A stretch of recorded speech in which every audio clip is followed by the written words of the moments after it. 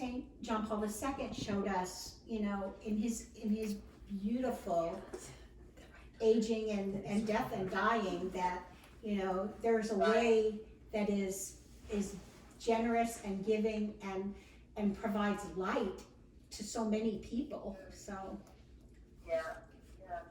I think that it's in that sharing though too, because when someone shares with you like what they're suffering, that and then being like, I've noticed that like when I was sharing with my son Michael about something that I was struggling with, and he was just listening to me, and then you know, he says, Mom, other moms suffer with that too. I guess he listens to his other focus missionaries talk about their moms or something.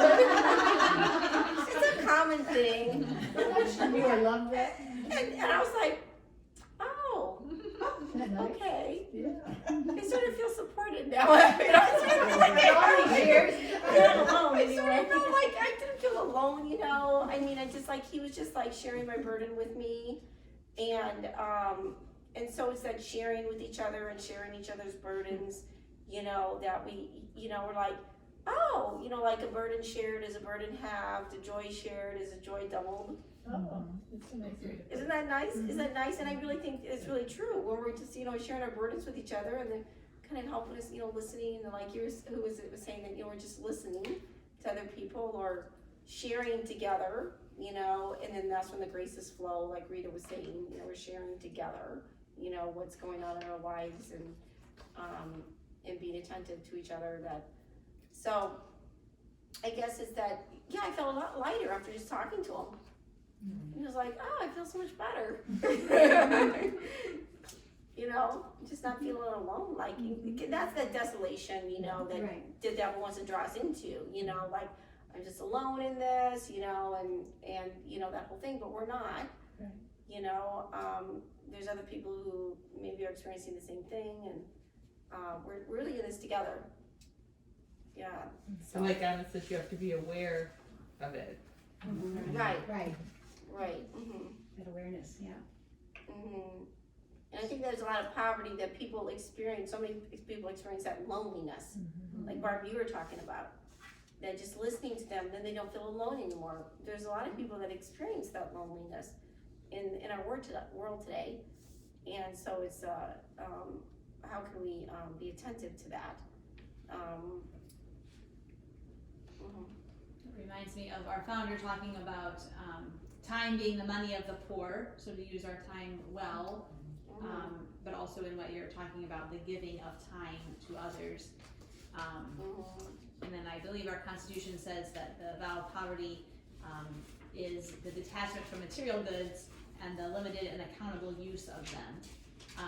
And so there's also this concrete, like, material items. How do we, it's easy to say, well, I am detached. Yes, I don't need any of that. But then when it comes down to it, I still have all of it.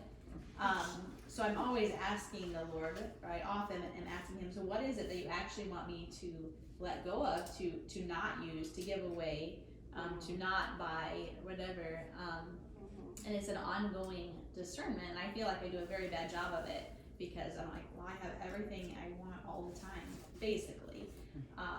And so to see, well, what can I do? And it is more challenging when you're in the world, and you can't just have 3 habits: the one you wear, the one you wash, the one that's drying. Like, I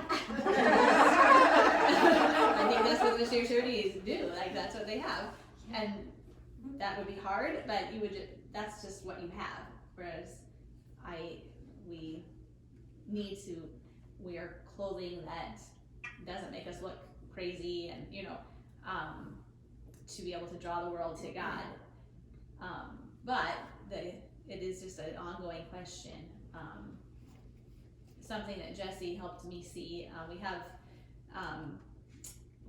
candles for exposition and for Mass, and they're oil candles. So we had them in the chapel down at the center, and then we're going to get some smaller ones for this chapel up here. For Mass, you need 2 candles. For adoration, you need 4.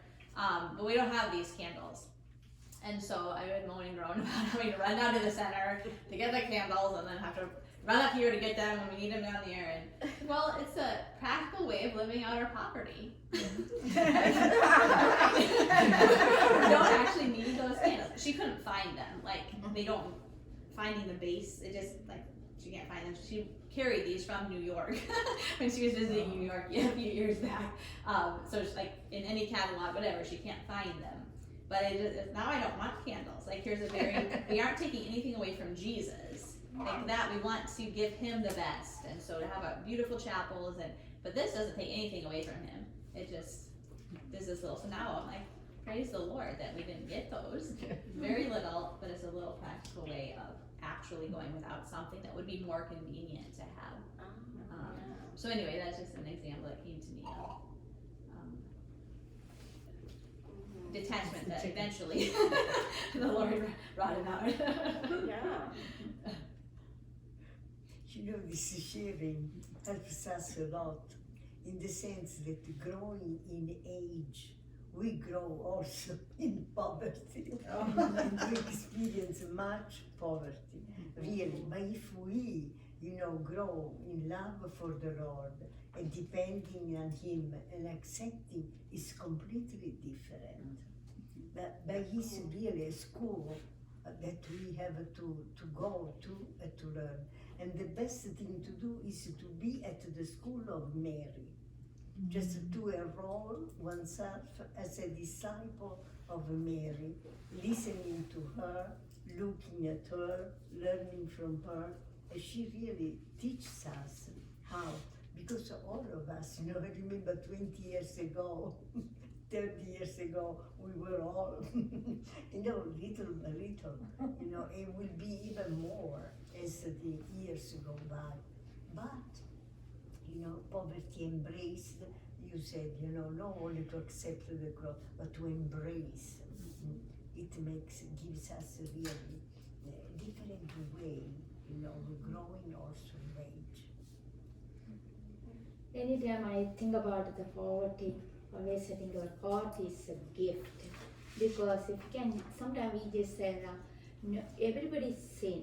Nobody can say I don't have any sin.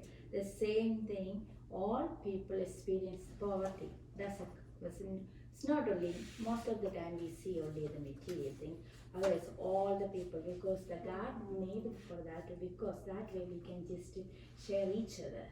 Otherwise, if you don't have the poverty, then we have everything we can just do. We don't depend on anybody. We don't have the unity between that, and also we need to be surrounded to the Jesus, God. That one is also, then if you just talk to Jesus and say about the poverty, He always fulfill that one and always give more. And then we can also have experience in the poverty, then we can also understand other people. So that is also kind of a beautiful way to thinking about the poverty. Yeah, the word that really stood out to me in a couple of verses was besides. That He gives us, we seek first the kingdom, and He gives us all these things besides, in addition. way more than I ever think I would have or want, or it's amazing. That's where the love affair is, because the Lord is so in love with us, and I think, how can He love me with all my sin? But that's where He loves the most. When we're little and need Him, desire Him, He shows us that unconditional love. Without God, we can be nothing. Yeah, I just did the 33 Days to Merciful Love with some young ladies at the chapel. We did the Explosive Gospel that Joan sent us, but then they wanted to do 33 Days for Merciful Love. And so I said, okay, I'll do it with them, and it's just really beautiful. St. Therese about being little and She's the best. and receiving God's love and mercy. I feel really it's helped transform me. Is that the latest one from Father Gately? Yeah. Well, the 33 Days to Merciful Love isn't the latest, but it's just it's just that I just really feel like because what the whole thing was like, the more I'm open to God's love and mercy, and to receive all the rejected that other people reject or that are indifferent to, the more that I'm open to receiving more of his love and mercy, which is like, you know, the gaze of love, then I become more compassionate and merciful to the people around me, and so that gives them a second chance because they're experiencing. It was just really beautiful. I mean, I just feel sort of being transformed in that, and being, and just having the discussion with the ladies and everything. We can see how how it's changing us, to be more compassionate and merciful with the people around us, and to believe that we can become saints. To really believe it. Yeah, to really believe that we can, we actually can become, that God is gonna, even if at the end of my life, if I'm still sinning, which I will be, Don't let her in. what? Don't let her in. But yeah, Just kidding. that he is gonna meet me where I am, and this is so beautiful that he's gonna meet me where I am because he loves me Right where you are. right where I am, and I'm gonna have a martyrdom of love. My soul's just gonna pop out of my body and go to him, and God's gonna perfect me right there because I'm having a martyrdom of love. A martyrdom. I thought, wow. So anyway, but it was just really beautiful, just that merciful, experiencing more of God's merciful love myself, and so that I can share that then with others around me. So yeah. It's sure true. If you don't have it, if you don't know it, you can't share it. Right. If we don't experience it, we If you can't share it. experience it, and then at the same time knowing that I'm a sinner, but still experiencing God's merciful love. Yeah. So.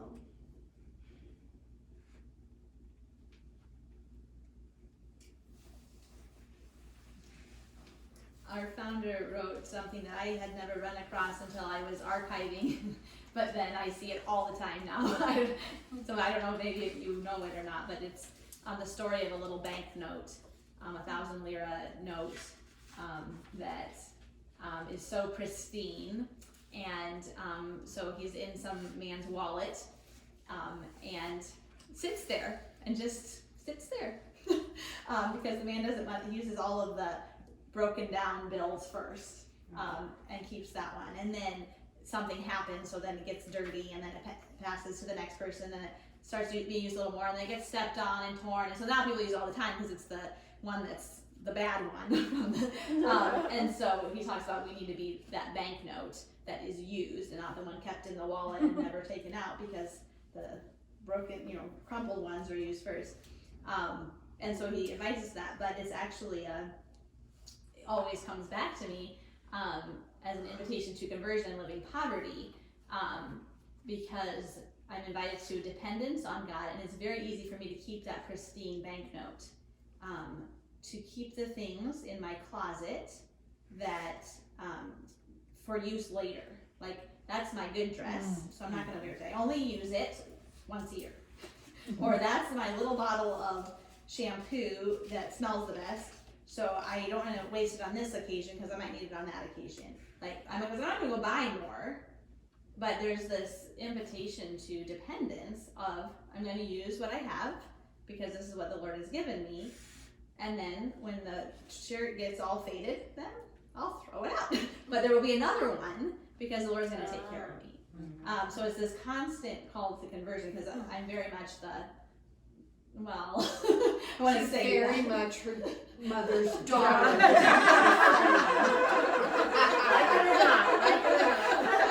Trying to figure out how to say that. So I don't know other people struggle with it other than my mom. And of course there's different times, I don't wear the really nice dress when I'm cleaning the house or whatever, but Usually. That does make sense. right, so appropriate. But then when it is an appropriate time to use whatever it is, to use it instead of, no, I'll use it later, and then it actually goes bad. Like the elastic goes bad in the pants or whatever, and so you're like, well, I never used it. So, but it's really a spot for me of invitation to continual conversion.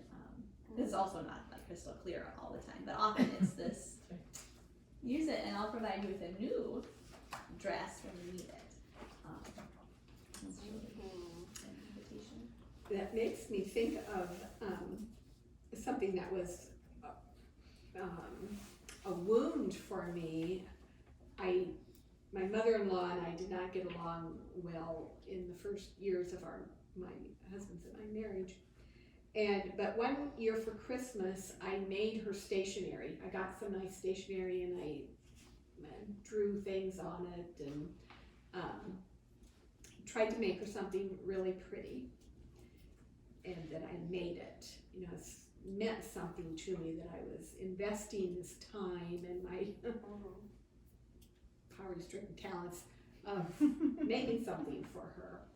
And she didn't use it. I think we, found almost all of it after she died.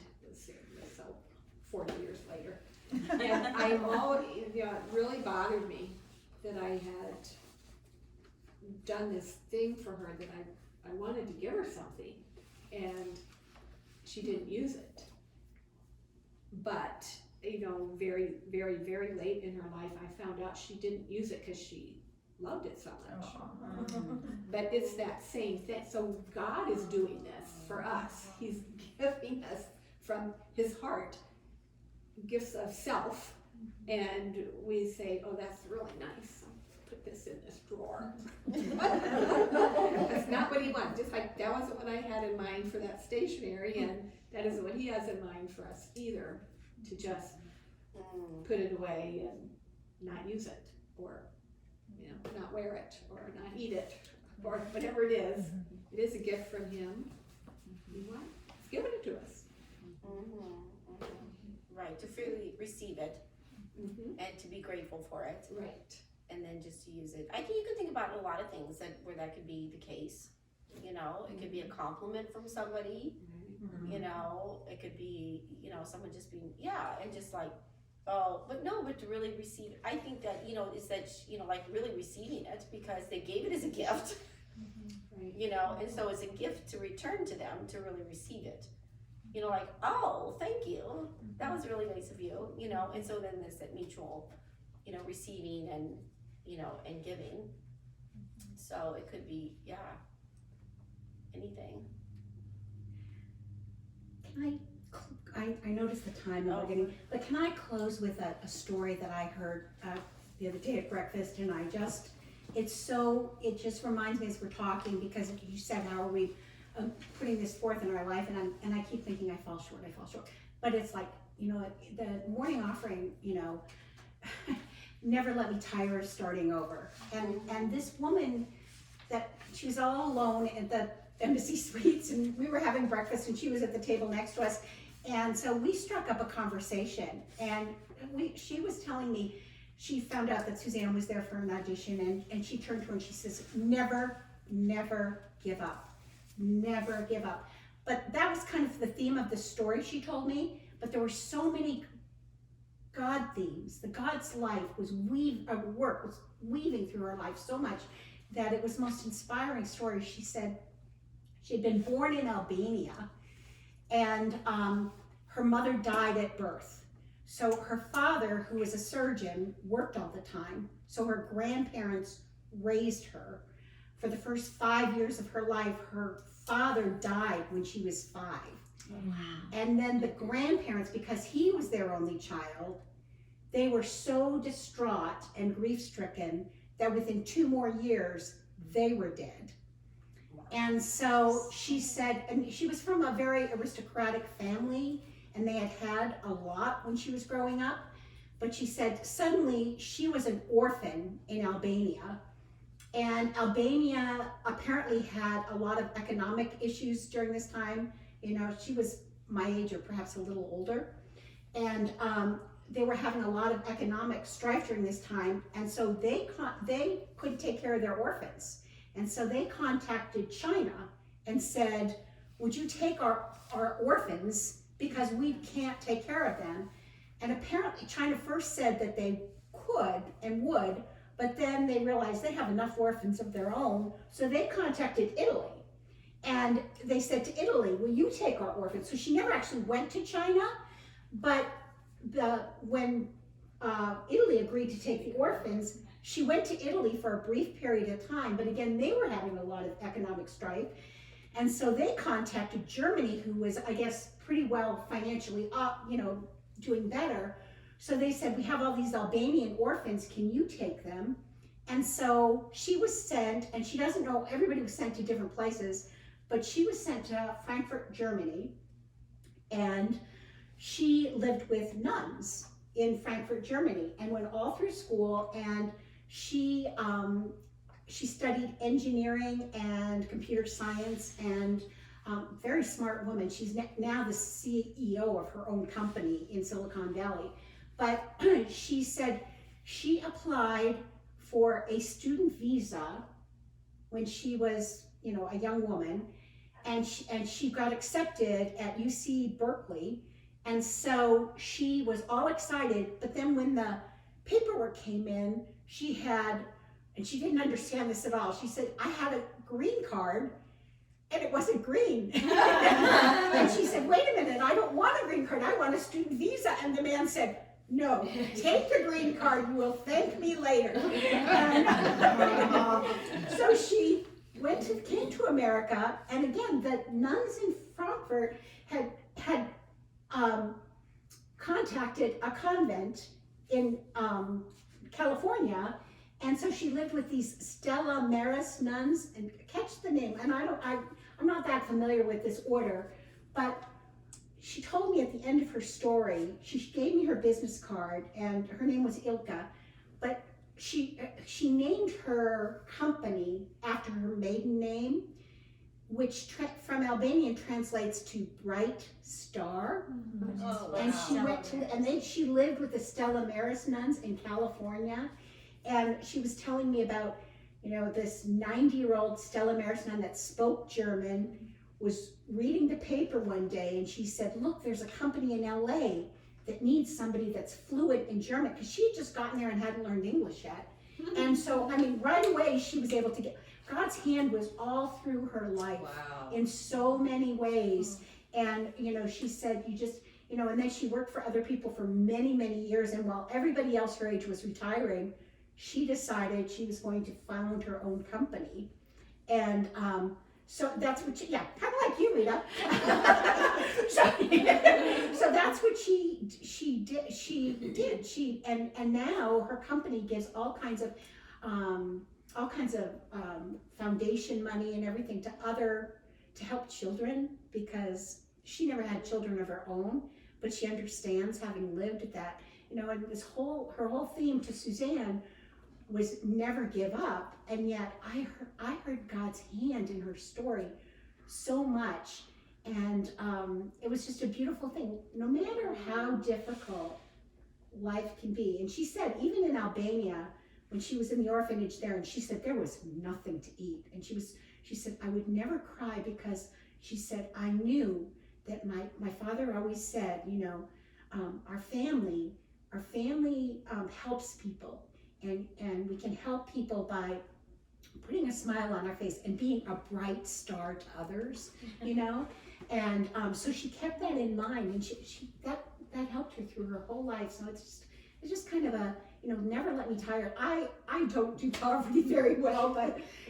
tomorrow is a new day, and I'm so inspired by our discussion tonight. So God willing, tomorrow will be a better day. Above and beyond.